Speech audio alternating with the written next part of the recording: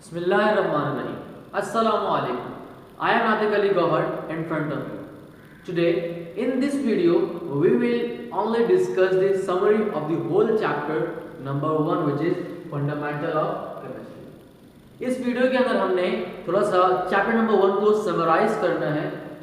इस video number 1 के अंदर समरी की हम सिर्फ और सिर्फ बात करेंगे जितने भी थियोरेटिकल हमारे पास क्वेश्चंस मौजूद हैं, जितने टॉपिक्स हमारे पास थियोरेटिकल मौजूद हैं। कैलकुलेशन न्यूमेरिकल हम दूसरे वीडियो के अंदर डिस्कस करेंगे। तो हमारे पास ये तमाम टॉपिक्स मेरे पास हमने पूरे चैप्टर के अंदर डिस्कस करे हैं। एक दफा रिव्यू कर लेते हैं आसान सा। केमिस्ट्री क्या होता है? केमिस्ट्री बेसिकली हमारे पास क्या होता है, एक ब्रांच होती है साइंस की जिसके अंदर आप कंपोजिशन और फिजिकल एंड केमिकल प्रॉपर्टीज के बारे में पढ़ते हैं किसी भी मैटर में। क्लियर हुई बात?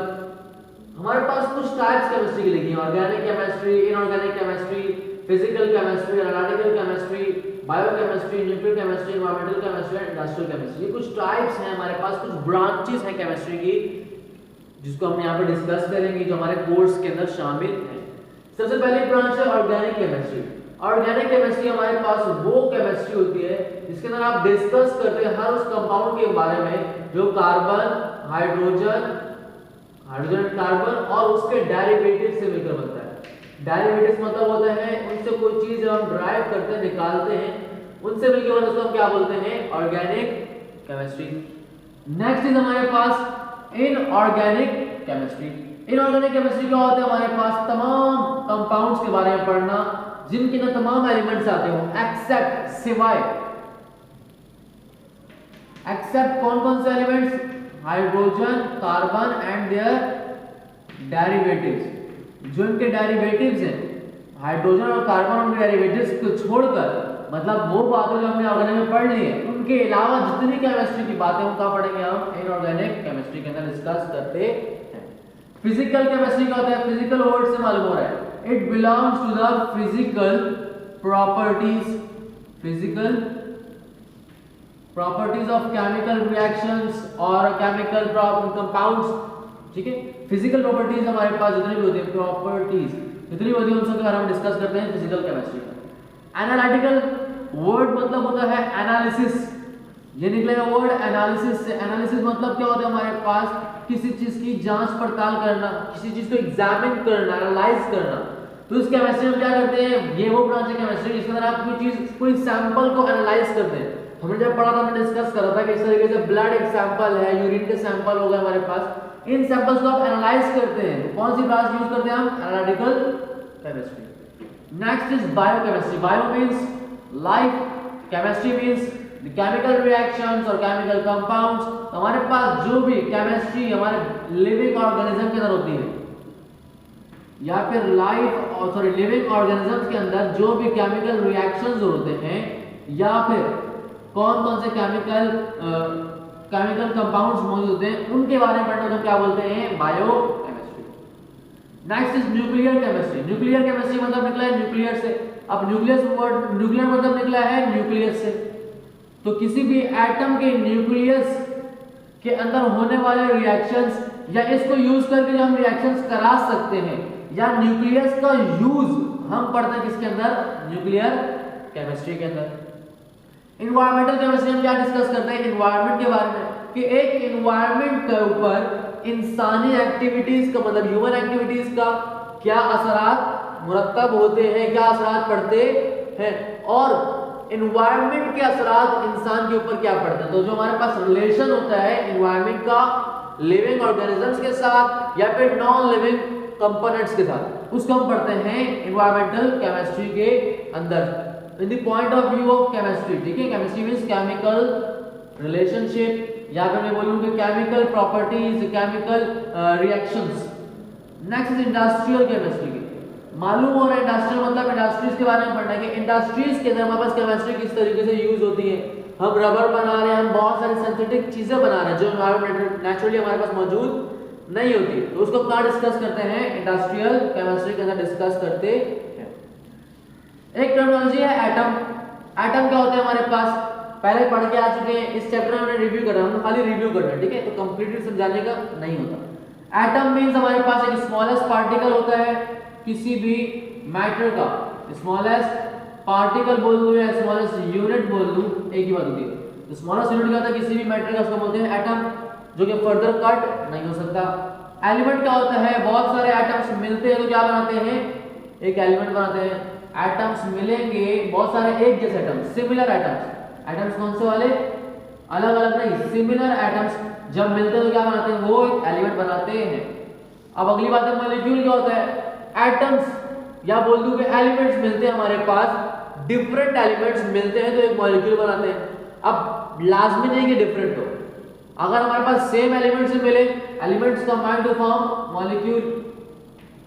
अगर सेम एलिमेंट मिले तब भी हमारा मॉलिक्यूल बनता है, और अगर डिफरेंट एलिमेंट्स मिले तब भी हमारे पास क्या बनता है, मॉलिक्यूल बनता है। Next is compound. कंपाउंड क्या था हमारे पास, जब दो या दो से ज्यादा सब्सटेंसेस मिलते हैं केमिकली, केमिकल रिएक्शन होता है उनके दरमियान, एक न्यू कंपाउंड बनता है, न्यू चीज बनती है हमारे पास। दो सब्सटेंसेस या दो से ज्यादा सब्सटेंसेस मिलकर एक न्यू सब्सटेंस बनाते हैं, और जो आने वाला न्यू सब्सटेंस है वो अपने इंग्रेडिएंट से बिल्कुल अलग होता है, उसको हम बोलते हैं कंपाउंड। फ्री रेडिकल क्या होता है, फ्री रेडिकल की डेफिनेशन आपको मैंने काफी दफा बता दी है कि फ्री रेडिकल क्या होता है हमारे पास, जब एटम के पास कितने इलेक्ट्रॉन्स हो, ऑड नंबर ऑफ इलेक्ट्रॉन्स हो, तो क्या कहते हैं वो फ्री रेडिकल। और इसको रिप्रेजेंट करने के लिए हम क्या लगाते हैं, ऊपर डॉट। बात क्लियर हो गई, ठीक है। यहां पर एक चीज रह गई हमारे पास, मिक्सचर। क्या रह गया हमारे पास, मिक्सचर। कंपाउंड पढ़ा था हमने, कंपाउंड क्या होता है हमारे पास, एलिमेंट्स हमारे पास जितने भी हैं सब्सटेंसेस मिलकर, दो सब्सटेंसेस मिलकर एक न्यू सब्सटेंस बनाते हैं जो कि डिफरेंट होता है अपने इंग्रेडिएंट से। मिक्सचर क्या होता है, मिक्सचर हमारे पास दो या दूसरे सब्सटेंसेस मिलाऊंगा, एक न्यू सब्सटेंस बनेगा, लेकिन वो न्यू सब्सटेंस क्या होगा, बेसिकली उन सब्सटेंसेस की प्रॉपर्टीज अपने अंदर रखता होगा, उसकी अपनी कोई प्रॉपर्टी नहीं होगी, कोई केमिकली कॉम्बिनेशन यहां पर नहीं होगी। बात क्लियर हो गई मिक्सचर की। Next is atomic number. Atomic number हमारे पास किसी भी एटम के पास जितने नंबर ऑफ प्रोटॉन्स होते हैं, नंबर ऑफ प्रोटॉन। अबे प्रोटॉन क्या होता है हमारे पास, आपको मैंने यहां बताया था कि एटॉम क्या होता है, स्मॉल पार्टिकल। इस एटम के अंदर हमारे पास तीन चीजें होती हैं, atom, protons, electrons and neutrons. Electron का डिस्कशन में यहां पर करी डिस्कशन, ठीक है। एटॉमिक नंबर हमारे पास होता है नंबर ऑफ प्रोटॉन। किसी भी एटम में इतने प्रोटॉन जो हमारे पास होता है एटॉमिक नंबर, इसको रिप्रेजेंट करते हैं हम Z से। बात क्लियर है, बहुत आसान टर्मिनोलॉजीज है हमारे पास। Next is mass number. Mass number क्या था हमारे पास, मास नंबर बेसिकली क्या होता है, आप अगर नंबर ऑफ प्रोटॉन को प्लस कर दें नंबर ऑफ न्यूट्रॉन के अंदर। अब मैंने आपको पहले बताया कि तीन चीज होती है एटम के अंदर, सब एटॉमिक पार्टिकल्स कौन होते हैं एटम के, प्रोटॉन, न्यूट्रॉन और इलेक्ट्रॉन। इलेक्ट्रॉन डिस्कस कर गए थे, प्रोटॉन की आपको समझ आ गया था। मास नंबर क्या था हमारे पास, जब प्रोटॉन और न्यूट्रॉन, नंबर ऑफ प्रोटॉन और नंबर ऑफ न्यूट्रॉन्स का आप सम कर ले, प्लस कर ले, अब जो नंबर आएगा वो क्या होगा, उस एटम का मास नंबर होगा। आइसोटॉप क्या होता है हमारे पास, आइसोटॉप बेसिकली हमारे पास कुछ एटम्स होते हैं। क्या होता है हमारे पास आइसोटॉप, कुछ एटम्स होते हैं, एक ही एलिमेंट के अलग अलग एटम्स होते हैं जिनका एटॉमिक नंबर तो सेम होता है। एटॉमिक नंबर, या मैं इसको डायरेक्टली कह लूं Z।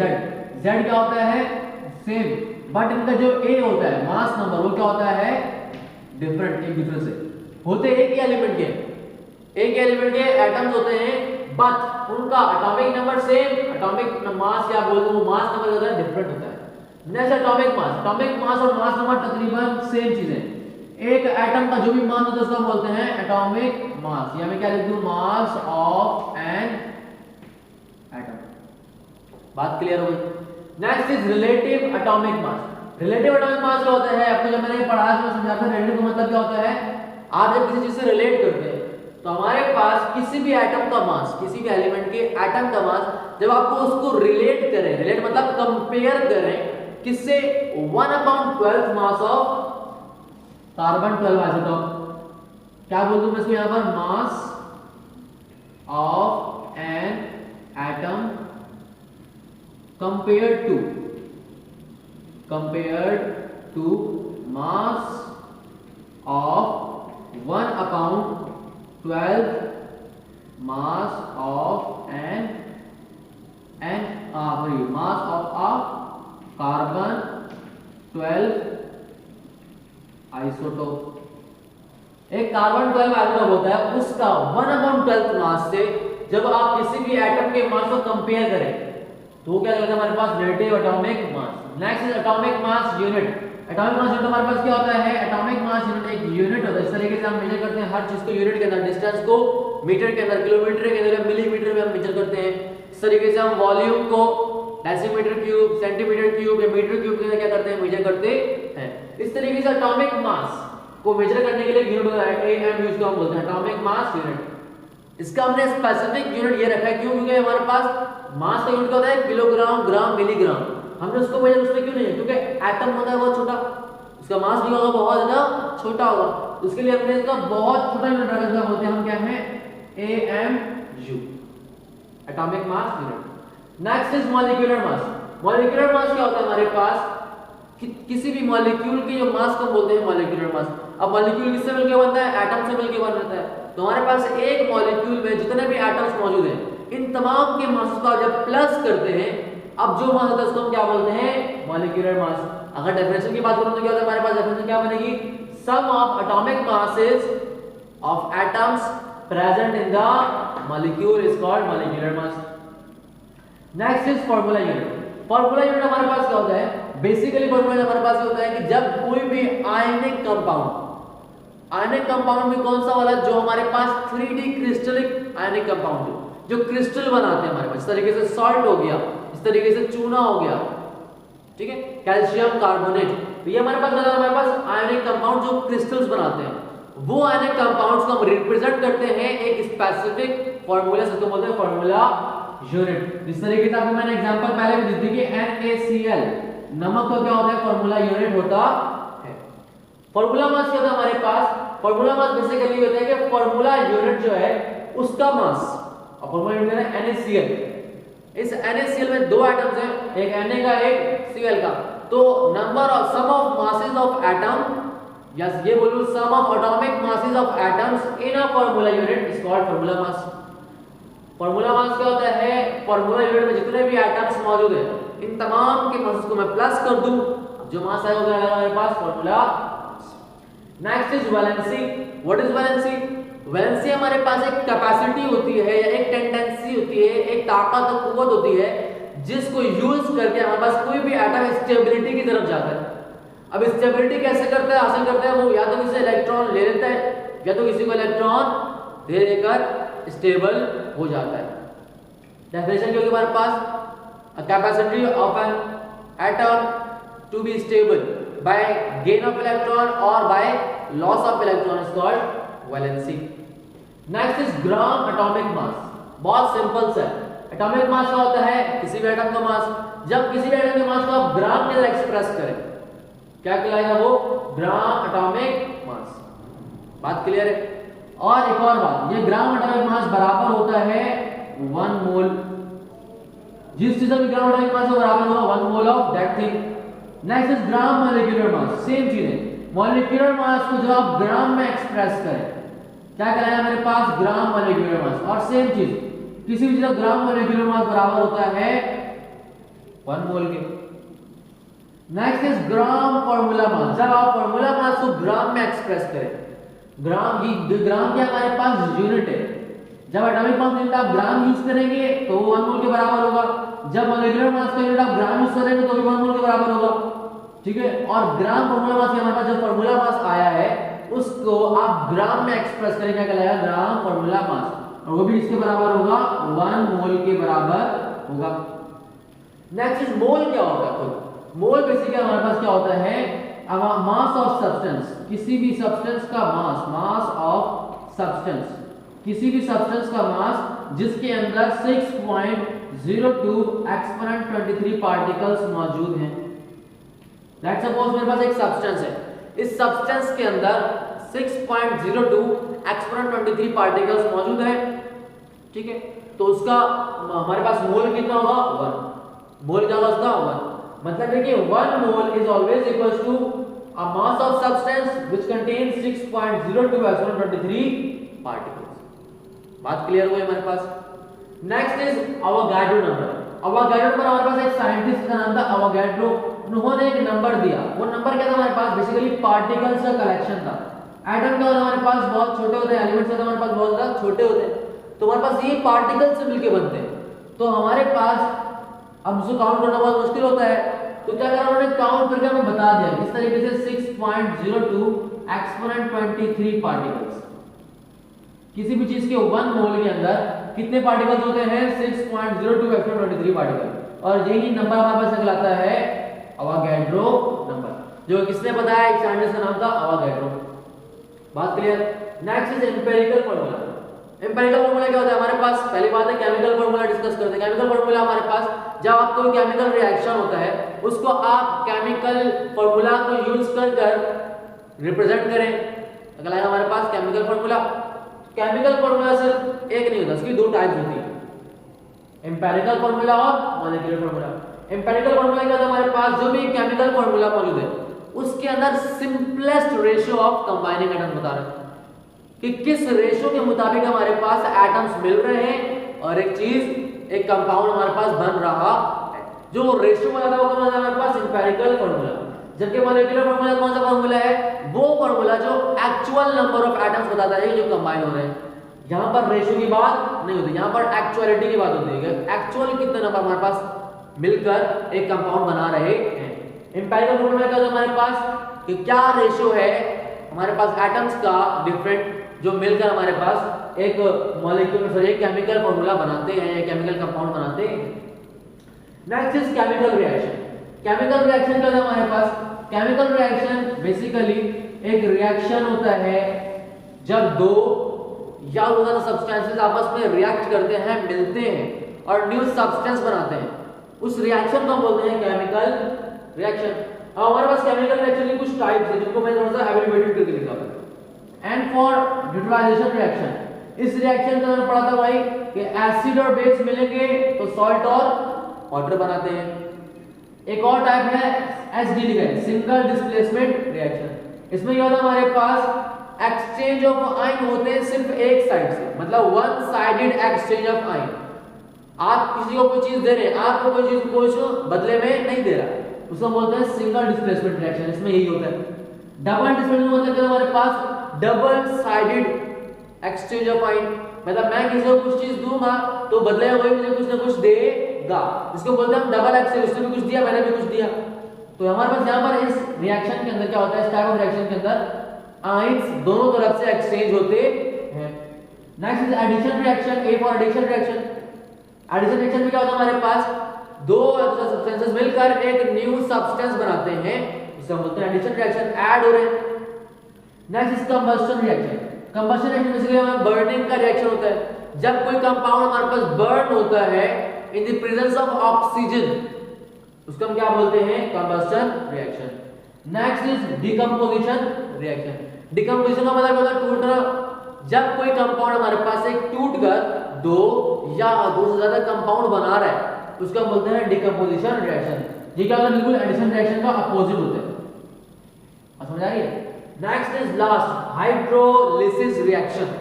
हाइड्रोलिसिस रिएक्शन हमारे पास कौन सा होता है भाई?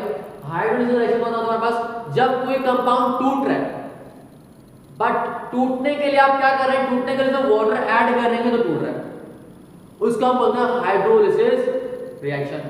हाइड्रोलिसिस वो रिएक्शन होता है हमारे पास जब कोई कंपाउंड टूटता है by the addition of water in it, is called hydrolysis reaction. बात समझ आ गई?